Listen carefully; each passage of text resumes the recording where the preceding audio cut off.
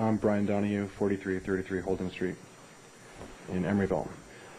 I'm here tonight not to talk about bicycle transportation or police services, which is usually what I talk about, but about the proposed Emeryville Civic Center.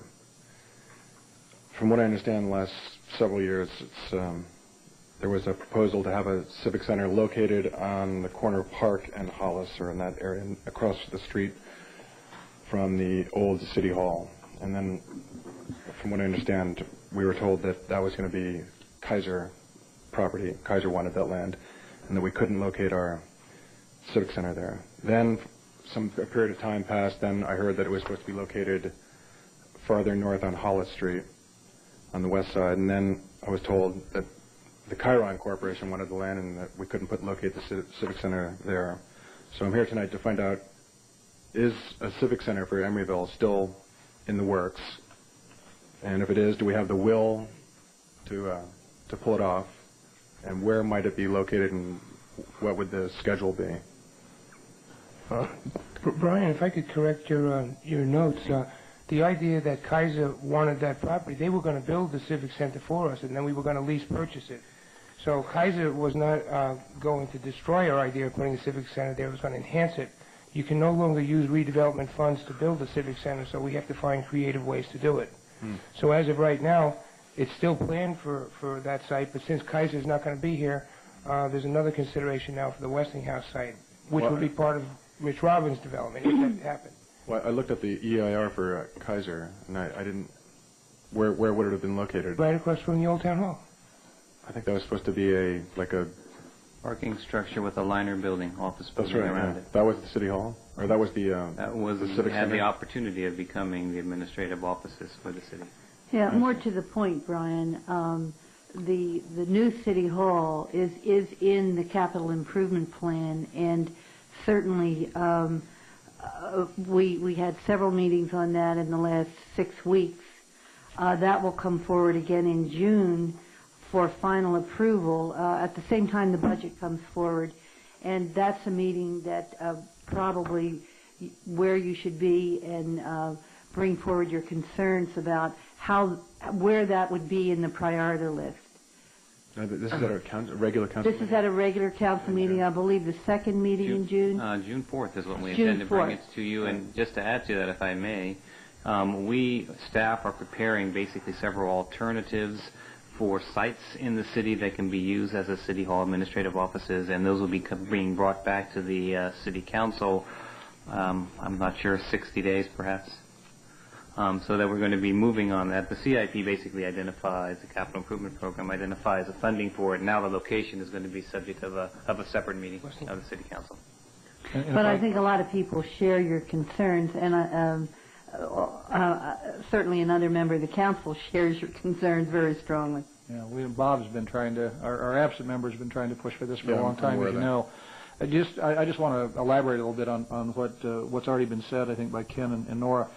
As you're aware from having been around here a long time, a lot of this city's money is tied up in the redevelopment agency, and we're just not allowed to use a lot of those funds these days for building a city hall, and so we have had to try to find ways to do it. And really, the Kaiser project, that was another one of the many positives that would have happened, is that they were going to essentially build it for us and lease it to us, and eventually we would have purchased it, and then we'd have been in. And the design for it was quite nice, and we wanted it in conjunction with the old City Hall across the street.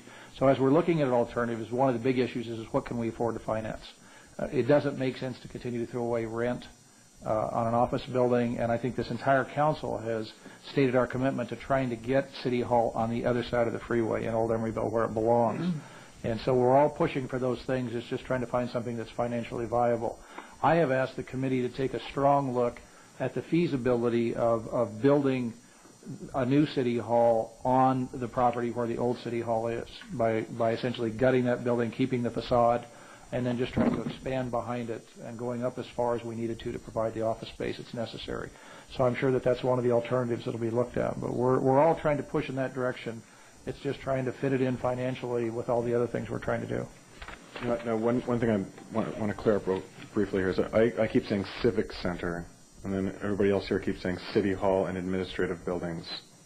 Is there a difference? Should I stop calling it Civic Center? I think I think as a plan that I saw a long time ago, which was a lot of property where the old Del Monte site with fountains and parks and all that. No, that was on the PG&E. That was my favorite. The PG&E site.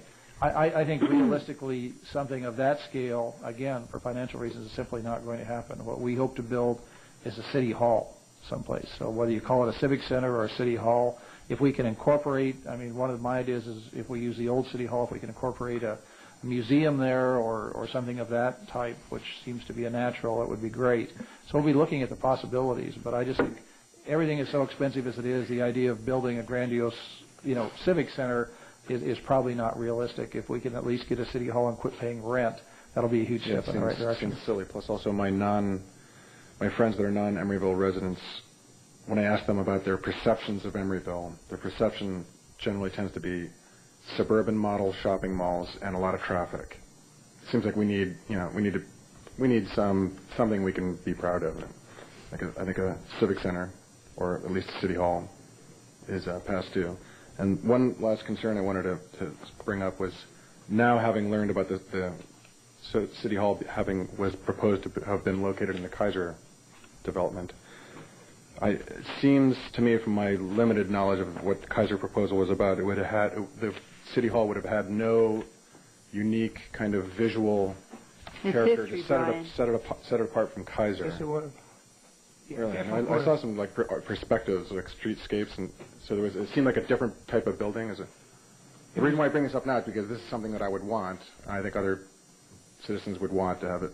In other words, not have it look like it's just part of a. Well, you can be assured when we find the funds to finance this, there will be a series of public meetings, and that is probably the appropriate time to address the issue. Okay.